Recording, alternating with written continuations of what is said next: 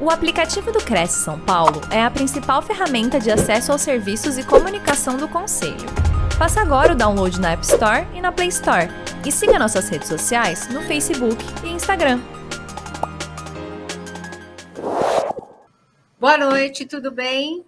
Hoje, boa noite. Dia 20 de abril, 20 horas. Estamos começando mais uma live do Cresce São Paulo. É um prazer estar aqui com vocês. E temos certeza de que vai ser mais uma noite de conhecimento, uma noite muito boa para a gente discutir assuntos do mercado imobiliário. Nós vamos falar sobre o corretor de imóveis, do mercado de leilões, e a nossa convidada de hoje vai nos falar como atuar nesse segmento. Ela é Charlene Teixeira, advogada e presidente da Comissão de Leilões da OAB Barra da Tijuca, especializada no mercado de leilões, pós-graduada em Direito Imobiliário pela PUC Rio de Janeiro, especialista em negociação e estratégia pela Harvard Business School e juíza arbitral pela Primeira Câmara do Rio de Janeiro. Em nome do nosso presidente José Augusto Viana Neto e de toda a diretoria do Cresce São Paulo, quero te dar as boas-vindas e que você tenha uma excelente live aqui conosco hoje, Charlene. Sônia, muito obrigada pelas palavras.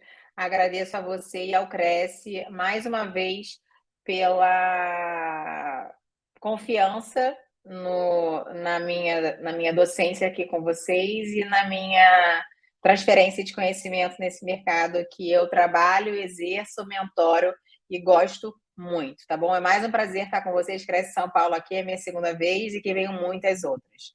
Gente, hoje eu trouxe para vocês aqui, lógico, eu vou falar sobre leilões de imóveis, mas eu vou abordar ele como sendo uma nova fonte de renda para o corretor, né? Primeiro corretor, na outra live, eu acho que eu precisamente ensinei mais ou menos como funcionava o leilão de imóveis e agora eu quero que o corretor tenha uma visão mais abrangente desse mercado como uma nova fonte de renda complementar e não substitutiva, tá, galera? Isso é muito importante. Em nenhum momento eu tô aqui dizendo para você largar o seu plantão lá no lançamento, numa incorporadora, largar a sua imobiliária só quando você chegar no nível onde você já esteja fazendo dígitos satisfatórios ao ponto de conseguir largar isso. Mas eu acho que são rendas que se complementam. E aí, por que eu faço questão de apresentar isso para vocês de uma forma objetiva e clara? Porque né? A gente tem muito estigma em relação ao leilão por falta de informação. Leilão é uma coisa que já existe desde a época dos meus pais.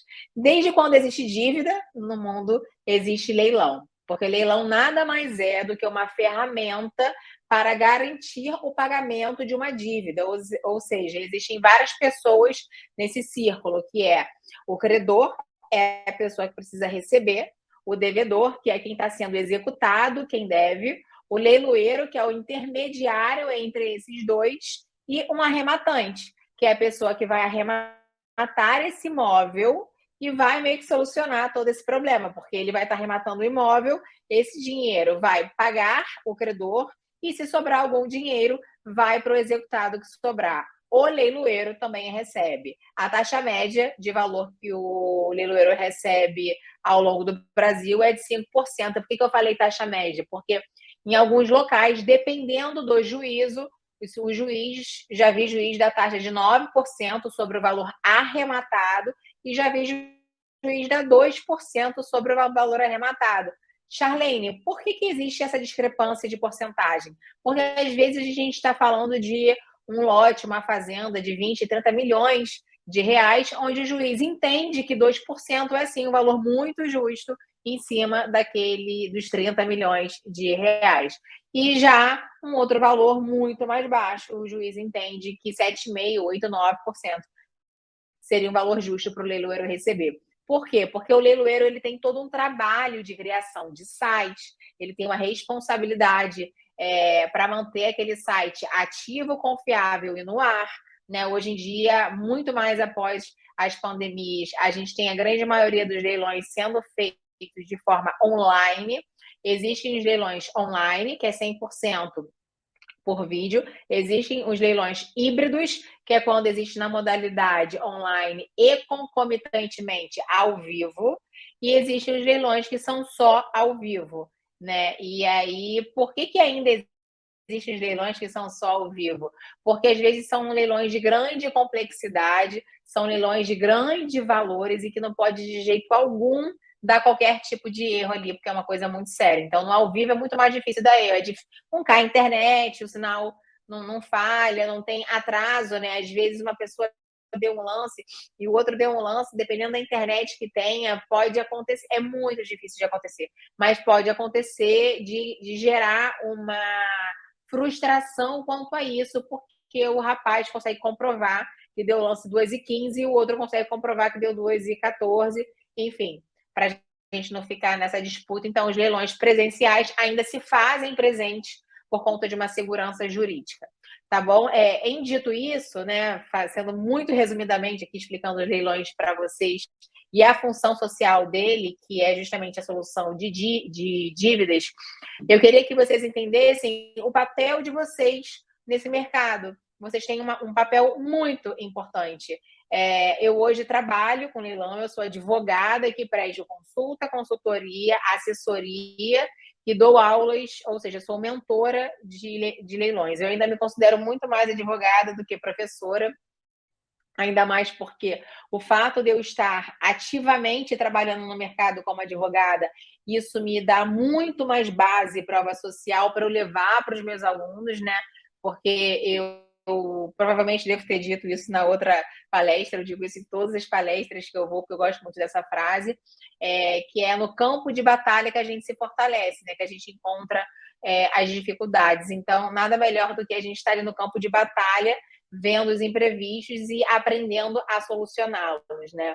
E existem diferenças de estado para estado, como alíquotas de imposto, como velocidade de varas cíveis, penais, empresariais, trabalhistas, se a gente estiver falando de leilões judiciais, existem diferenças de cartório para cartório. A gente sabe que o poder do oficial do cartório, ele tem toda uma regra da corregedoria para ser respeitada, porém, existem alguns poderes que são discricionários, ou seja, ele resolve que tipo de nota devolutiva, que são as antigas exigências, ele pode te cobrar ou não, ainda mais porque ele responde, em alguns casos, objetivamente, em outros casos, subjetivamente, com o bolso e criminalmente. Então, por isso que tem alguns cartórios que são mais exigentes e outros menos. Então, em virtude disso tudo, é muito importante vocês terem um estudo e um acompanhamento, dependendo da região onde você esteja, né? Se você é de São Paulo, você vai estudar a legislação interna ali do teu estado, se você é do Rio, Minas e assim sucessivamente, para você entender como é que funciona esse mercado. O corretor de imóveis, ele já sai na frente a outros interessados no assunto. Por que eu vim falando que eu sou advogada, que eu sou mentora, etc e tal? Porque eu tenho alunos hoje. Eu tenho aluno que é militar, eu tenho aluno que é dona de casa, eu tenho aluno que é enfermeira, eu tenho muitos alunos médicos, eu tenho aluno que mora nos Estados Unidos, eu tenho aluno que mora na Europa, porque sim, investidores que moram fora podem arrematar imóveis no Brasil, e isso é muito interessante para vocês saberem, porque o cara está ganhando 5 vezes mais do que, né? A gente está fazendo uma comparação de dólar e euro, 5 vezes mais, euro 6 vezes mais. Então, além do leilão já ser atraente para ele por conta dos descontos, se torna ainda mais atraente, porque a nossa moeda é muito desvalorizada frente à dele. Então, é um atrativo duplo aqui. Basta ele ter um CPF brasileiro, tá bom? E alguém que represente, faça todo o trâmite aqui, que pode ser você, trabalhando para ele, cobrando por isso.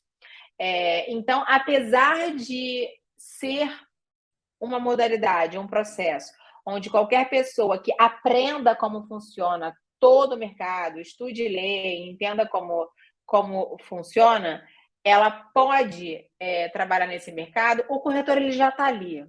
O corretor, ele já entende de mercado, ele já tem noção de valor de mercado, quando está correto, quando está abaixo, ele sabe que é uma liquidez, ele sabe que vai gerar rápido, ele sabe o que é um caroço que vai demorar a sair, ele sabe o que é um compacto, ele sabe o que é um AAA, ele sabe o que é ele já tem um conhecimento além de uma pessoa, ou seja, você já sai na frente de muitas outras pessoas. Então, existem diversas formas de você transformar o leilão como fonte de renda na vida de vocês.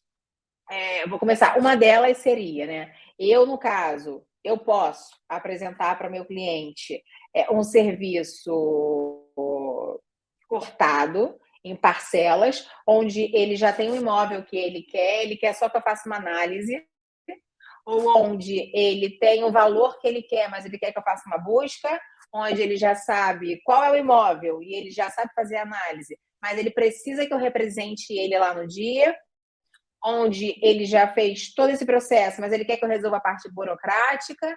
Enfim, tem vários processos ao longo de um leilão, onde você, corretor, pode entrar e cobrar, né? Por isso, é um serviço que você está prestando para fazer. Então, o corretor pode, desde fazer a busca do imóvel para o cliente, é um cliente que você sabe que ele está com... Vou dar um valor hipotético aqui. É um cliente que você sabe que ele está com 300 mil reais disponíveis e já é um cliente teu cativo, é um cara que vai te procurar interessado em algum imóvel.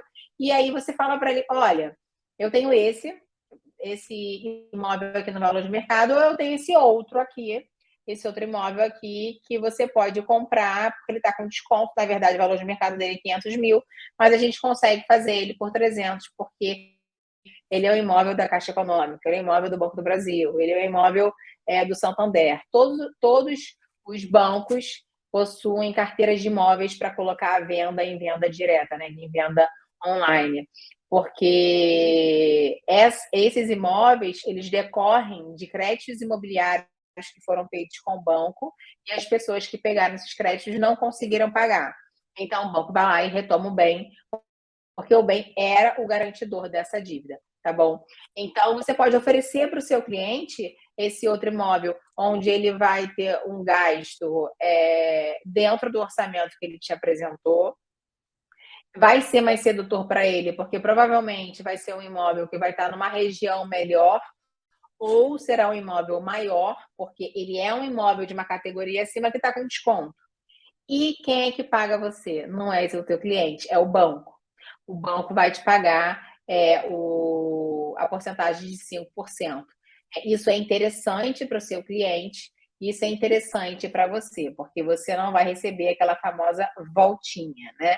Que é quando o teu cliente faz você ir 17 vezes no imóvel para apresentar para o vizinho, para a mãe, para o papagaio, para a sogra, para a cunhada, para os 30 filhos que ele tem, e de repente ele resolve que ele vai comprar direto com o vendedor ou ele compra com outro corretor. Aqui você não corre esse risco, é a Caixa ou o banco que te paga e ele vai ficar super tentado em fechar esse negócio com você, porque ele não vai precisar, ele vai economizar esses 5% do bolso dele, tá? Então, a gente tem vários atrativos para você trabalhar com esses imóveis que não são leilões, são imóveis de venda direta. Imóvel de venda direta, leilão, não é a mesma coisa? Não, deixa eu te explicar a diferença. Leilão é quando uma pessoa pegou um crédito com o banco e aí a gente vai lá, né, toda feliz, poxa, eu vou comprar minha casa própria, não tenho valor integral, tenho só entrada, eu não tenho nada, eu vou pegar um crédito com o banco para comprar uma casa, né? É o chamado crédito imobiliário. E a pessoa se programou para aquelas parcelas e está tudo bem. O problema é que no meio do caminho acontece algo não esperado, como uma pandemia, perdeu o emprego, uma doença, e essa pessoa não consegue honrar com essas parcelas. E aí, no contrato, regra geral em todos os contratos, a pessoa tem até 3 meses para ficar em atraso até que o banco acione ela, para avisar, olha, você está me devendo.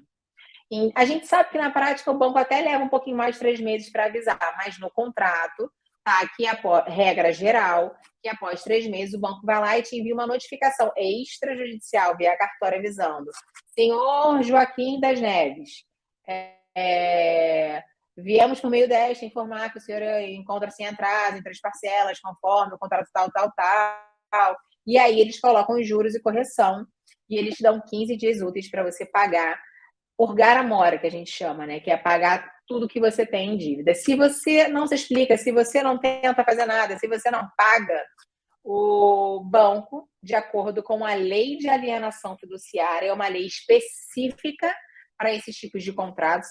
Quando você faz um empréstimo bancário imobiliário, você faz um contrato de crédito imobiliário com uma cláusula de alienação fiduciária.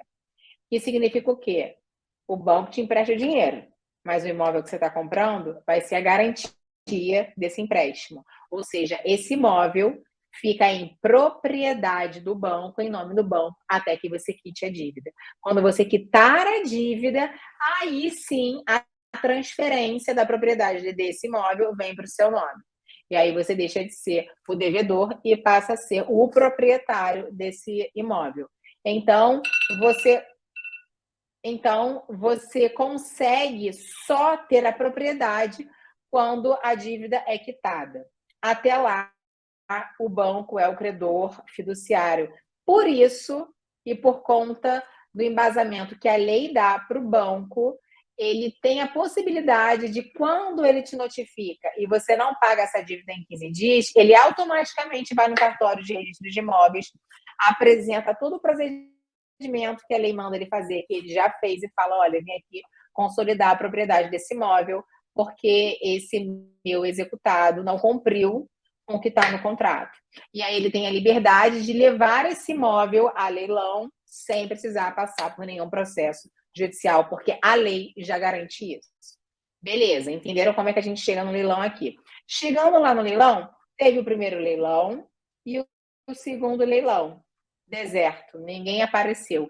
E aí, por quê? N motivos, gente. A gente tem todo santo dia acontecendo leilão, toda semana sai leilão, entra leilão, sai leilão, entra leilão, é uma rotatividade muito grande, não dá conta, muita gente, quando vai ver, já foi, muita gente se sente inseguro de ir, porque não tem informação, não tem conhecimento, não tem o dinheiro, são N motivos, mas o que acontece é que o leilão foi deserto, não foi arrematado nem em primeiro leilão e nem em segundo leilão. Chá, por que você está falando leilão e não praça? Porque quando se trata de bens imóveis, a gente fala leilão e leilão. Informalmente, o pessoal acaba falando praça, tá tudo bem. Eu só queria ensinar o correto aqui para vocês. A gente costuma utilizar praça quando a gente está falando de bens móveis e automóveis, tá? Então, formalmente falando, é primeiro e segundo leilão. Passou o primeiro e o segundo, o leilão foi deserto, não apareceu ninguém.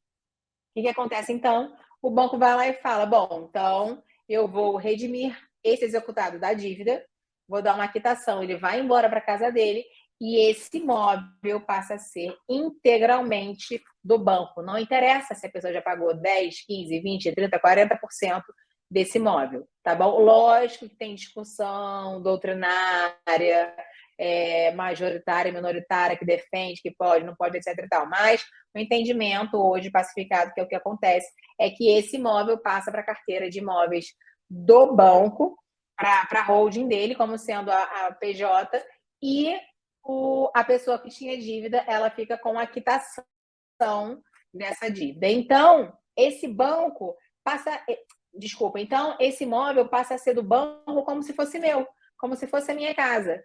Esse apartamento, essa casa, ou esse terreno, esse lote, ou o que for, passa a ser do banco como se fosse dele. E aí o banco tem a liberdade para realizar a venda desse imóvel da forma que ele quiser. Através de imobiliária, através de leilão, com desconto que ele quiser, enfim.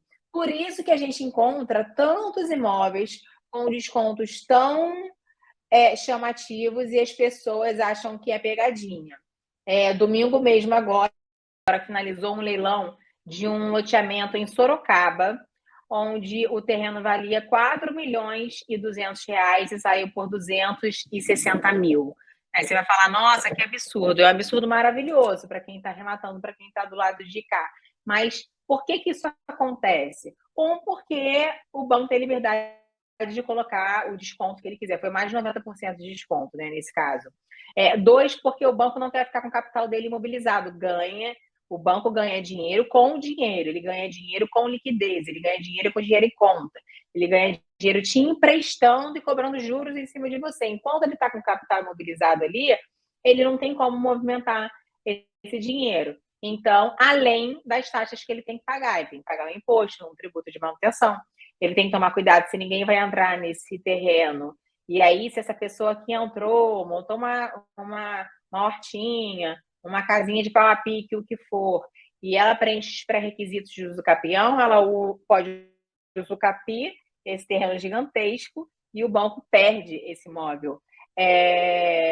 3, depois de 1 ano, o banco acaba pagando uma taxa lá por estar com imóveis em nome dele, né? Porque acaba ficando numa holding de uma forma estratégica. Então, o banco tem N motivos para tentar se desfazer desse imóvel de forma mais rápida. Então, os imóveis de venda direta são imóveis que são propensos a terem descontos maiores, são imóveis sedutores, porque tem essa questão de quem paga o banco para o corretor, e ele acaba tendo uma facilidade mais de pagamento de contas até a data da venda, porque lembra, o banco passa a ser uma pessoa jurídica, uma pessoa como eu e você, que está fazendo uma venda tradicional. Então, até a data da venda desse imóvel para você, o banco é responsável por todas as dívidas pretéritas desse imóvel, incluindo água, luz, IPTU proporcional, etc. e tal. A não ser que venha expresso no edital dessa venda que você vai ser responsável pelo pagamento. Por isso que é muito importante você aprender a ler a documentação. Mas é para isso que servem os corretores que vão ser credenciados à Caixa. Eles vão te explicar, olha, esse imóvel aqui, a dívida própria terreno, que é a dívida que segue o imóvel, vai ser responsabilidade sua ou não. Esse imóvel aqui, o banco vai arcar com todas as dívidas. Então, é assim que funciona. Expliquei para vocês isso. Eu queria agora pedir para o pessoal colocar uma tela aqui, porque a gente está num momento muito importante. Em junho agora vai abrir o credenciamento, né? Para você poder ser um corretor credenciado à Caixa Econômica, você precisa passar por um edital de credenciamento. E isso vai de estado para estado, tá?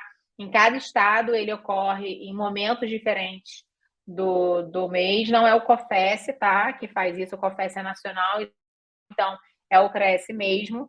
E aí eu resolvi mostrar essa página para vocês, que ela é muito esclarecedora. Então, vamos analisar aqui comigo. Vai ter um novo edital de credenciamento para prestação de serviços de intermediação de venda de imóveis Caixa.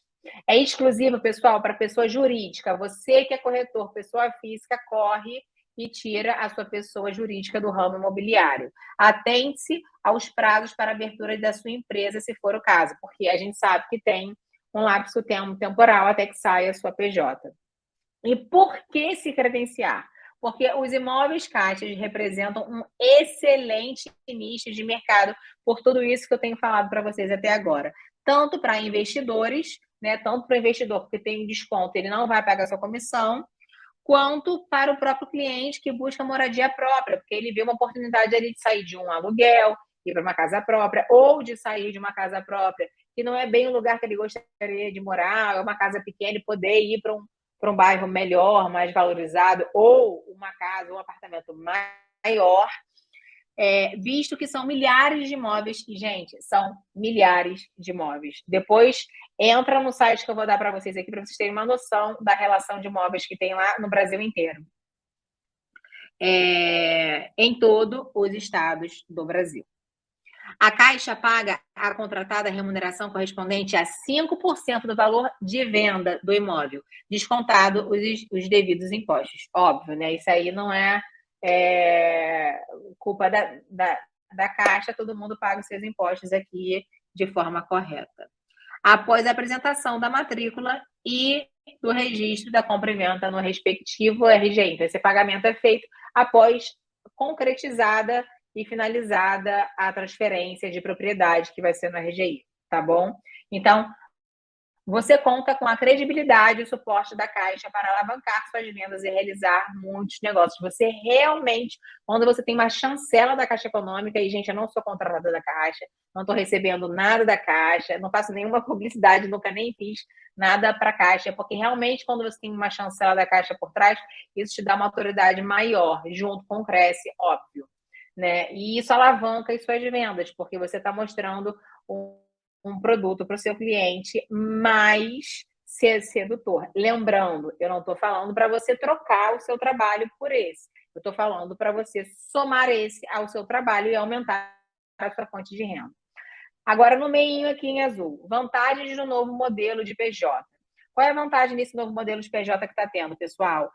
Você vai ter uma economia tributária para o credenciado. Por que tem uma economia? Porque a pessoa jurídica, que é optante pelo Simples, ela paga 6% sobre o valor da nota, enquanto a pessoa física, ela pagava, além do ISS, o IR progressivo, de acordo com o valor do imóvel, mais o INSS, que no total dava em torno de 23% sobre o valor da nota. Olha a diferença brusca que você vai ter de um para o outro. Então, corre e vai fazer a sua PJ. Aumento da eficiência no pagamento, porque aqui a documentação é bem mais simplificada, a Caixa adianta a sua vida e possibilidade de criação de um nome fantasia. A gente sabe que toda vez que você abre uma PJ, você pode criar um nome fantasia que tenha a ver com o seu negócio em si, né? E pode ser muito mais atraente também para o seu cliente. Agora eu vou para a terceira linha aqui em branco do lado de direito. Aí é uma dúvida, sou pessoa física. O que devo fazer para participar do credenciamento de pessoa jurídica? Então, de março a maio, corre que a gente está indo para maio já, né? Então, graças a Deus, essa palestra está indo ao ar a tempo de eu poder proporcionar isso para vocês. Corre, que vai até maio de 2023. Procure um contador, você vai precisar de um contador para abrir uma PJ. Providencie a abertura de empresa e obtenção do CNPJ.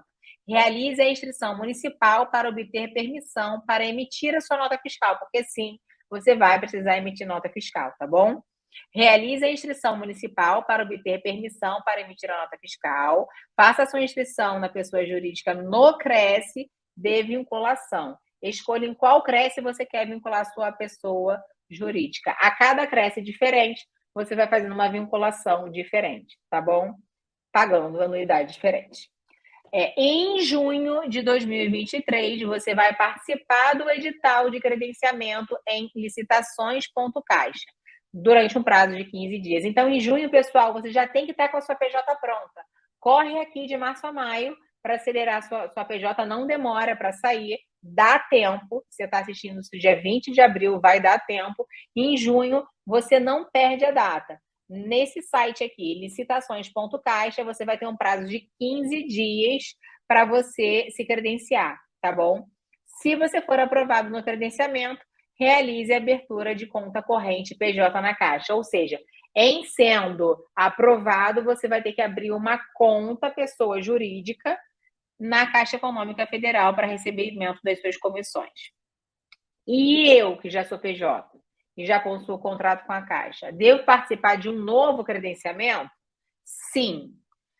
Todos os interessados deverão participar do novo credenciamento, mesmo que já possuam um contrato assinado com a Caixa, porque é um novo credenciamento, é como se houvesse uma validade, você tem que renovar.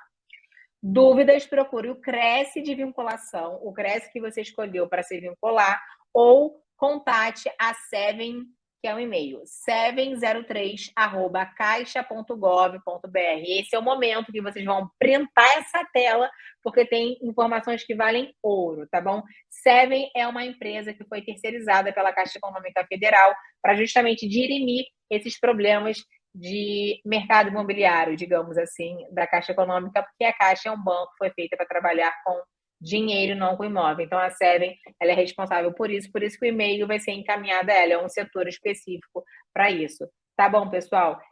Então, o site que vocês vão entrar para fazer a licitação é licitações.caixa.gov.br, e quem tiver interesse de dar uma olhadinha na lista dos imóveis que existem já, você entra no site corretorcaixa.com.br, vai abrir uma... Então, vou repetir, corretorcaixa.com.br, vai abrir uma página onde tem um filtro. Aí você coloca o estado, a cidade, o tipo de imóvel, a metragem, o valor, e aí vai abrir a lista onde tem em cada local. É até bom para você ver, nossa, esse estado aqui tem muito mais imóvel para eu trabalhar, eu vou tentar me credenciar lá, né?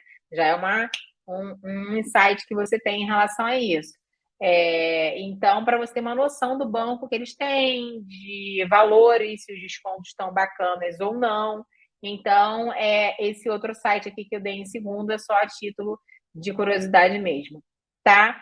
Qualquer dúvida que vocês tenham, o Cresce vai deixar os meus contatos aqui abaixo para vocês, o meu Instagram e o meu telefone. Eu respondo todo mundo, tá bom? Pode levar de 24 a 36 horas, mas tenham certeza que eu responderei em todos vocês. Foi um grande prazer estar aqui com vocês mais uma vez, e se Deus quiser, virão outros e outros e outros. Obrigado, Cresce.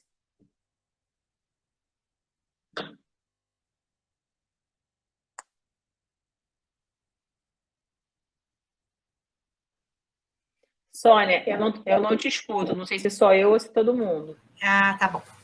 Agora acho que sim, né? Foi.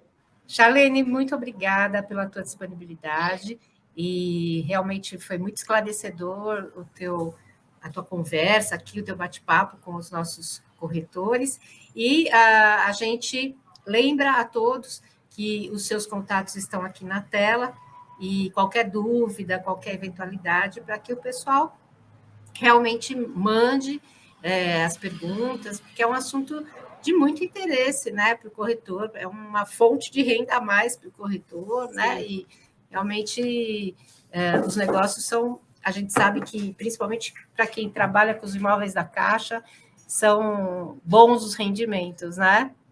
Muito, verdade. E quero aproveitar e lembrar aos nossos colegas que na segunda-feira teremos as lives das 10 horas da manhã, com a Karine Martins, com o tema Comunicação como Ferramenta de Vendas, e às 20 horas, Wagner Alves de Oliveira, com o tema Como Aumentar Seus Ganhos no Mercado Imobiliário. Sempre um assunto interessante, sempre uma novidade para o corretor de imóveis. Quero agradecer você, mais uma vez, a sua disponibilidade em estar aqui conosco, e conte sempre conosco, que a São Paulo está de portas abertas para você, Charlene. Obrigada, gente. Obrigada mais uma vez pela confiança. Espero daqui outras vezes. Boa tarde. Boa noite. Boa noite.